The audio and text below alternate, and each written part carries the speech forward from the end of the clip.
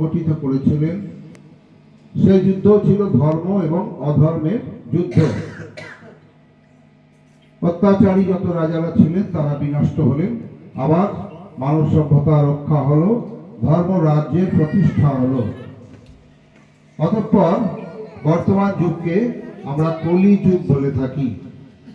কলি যুগ মিথ্যা, ভ্রষ্টাচার, পাপ, কলির সঙ্গে পাপ কথাটা যেন অঙ্গাঙ্গিভাবে জড়িত হয়ে পড়েছে।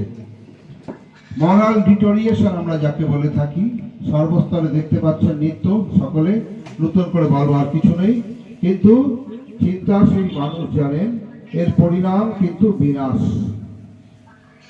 আধুনিক যুগে এই হচ্ছে কলি যুগ চলছে। শোনা যায় যে কলি যুগের শেষ পর্ব চলছে। যদি এবং 4 যুগ বা যদি ইতিহাসের সময় ধরি, খুব স্পষ্ট ধারণা আমাদের নেই।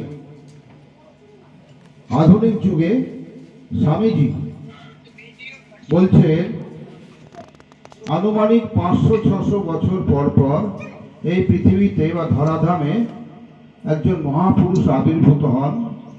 তিনি তার দিব্য জীবন বাণী দিয়ে মানব সভ্যতাকে রক্ষা করেন।